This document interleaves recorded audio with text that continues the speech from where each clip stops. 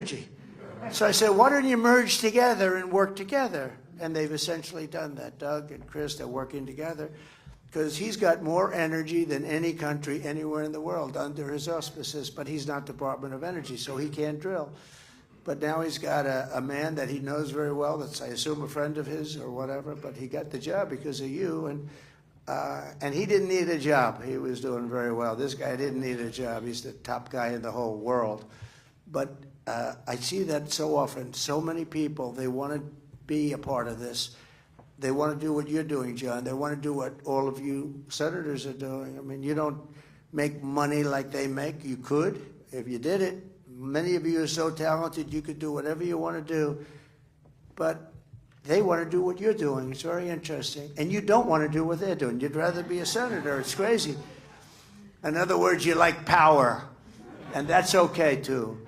But, and that's what you have. You have a tremendous amount of power. But so Chris and Doug have gotten together, and essentially they're like unbelievable, and what you're going to be doing is unbelievable. And we have a lot of confidence in you. And if we bring the energy prices down, everything's going to follow. That's what got it up. We had a great energy policy. We did great. We had gasoline at $1.84. We actually had it much lower than that for a little period of time, but we had it at $1.84.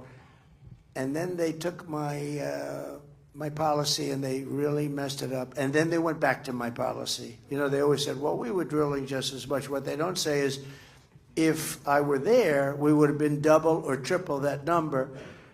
But they basically took my policy because it was going through the roof. They said, we're really in trouble. So they went back to my policy as much as they could, but not all the way back. And the energy is what caused us the problem. They went up at the beginning, if you remember. Then they went back to try and bring it down. They had to harness that horse.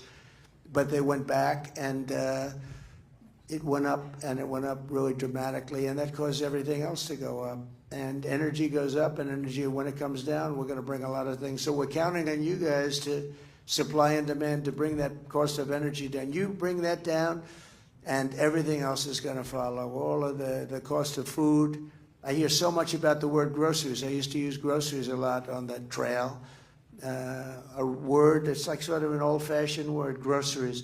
But groceries is the word that's the most accurate word. And the price of groceries went through the roof. Bacon was levels like nobody's ever seen. You take a look at eggs today. I mean, the eggs are double, triple, quadruple. They're going through the roof. Now, there's some problems that may, a little outside problem with eggs maybe. But, we inherited a mess. We inherited a country that's a mess. There was no reason to allow millions of criminals into our country, millions.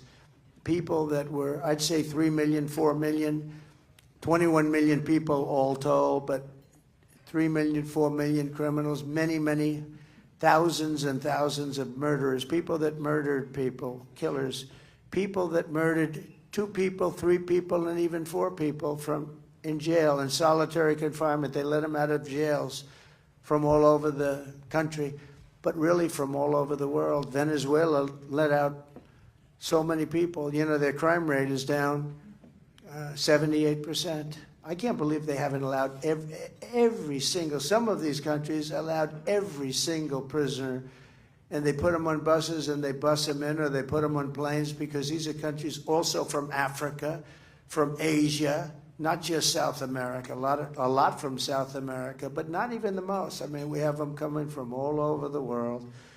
And we're letting them in. They let them in from the Congo. For whatever reason, the Congo is prime territory to come into our southern border. They get them up to the border and they let them in with the stupid open borders policy.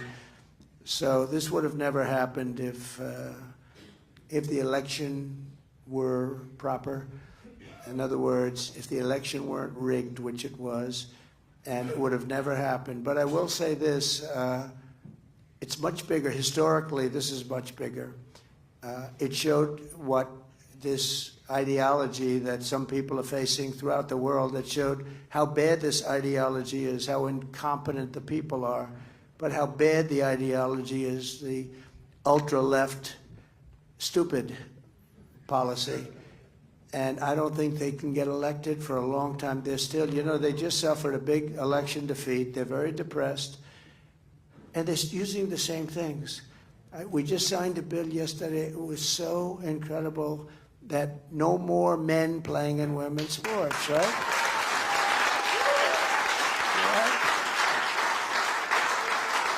And stand up, big boy, stand up. How about this guy? Okay. Now I'm using him as, he was a great player. He played in the Jets for, 10 years? Ohio said, is he going to play in sports with his wife? Wouldn't that be lovely? She's the size of his leg, maybe somewhat smaller. The whole thing was ridiculous. You saw I was reading off some of the stats yesterday in the room, and I said there was a long-distance race. They had the best female racers and the best male racers, long-distance running race.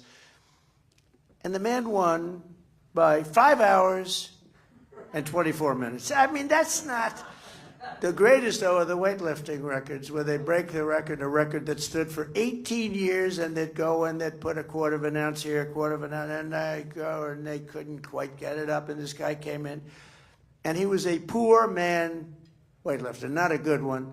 He was at the lower realm of weightlifting. He goes up, boom, and he ends up like 127 pounds more. He was one of the worst. I don't know, maybe that's why he decided to transition, as the expression goes. I've gotten very good at that. I have to, because if I make a mistake, these guys are going to get me in big trouble. We're perfect. Susie will get very upset with me if I make a mistake. And by the way, Susie deserves a great round of applause.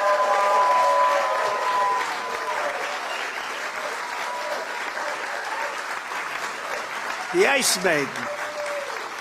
We call her the Ice Maiden. She's the daughter of Pat Summerall, who was a smart guy, and he was a very good football player, but a great announcer for 27 years for the NFL, and worked with John Madden. And John was a difficult guy, but he had, he just, come on, John, you got to like these executives. He'd talk a little rough to the executives at CBS. They weren't in love with him, actually, but come on, John. John, you got to be nice to him. John paying you a lot of money. And he did this for 27 years. He was the only one that could deal with John Madden. He dealt with him very easily, right? Isn't that true? So he was great. But Susie's like that. I mean, she's amazing. She's respected by everybody. Democrats, too, by the way. A lot of Democrats. In fact, that bothers me a little bit, John. But the Democrats respect her and they like her, but we all like her. But we call her the Ice Maiden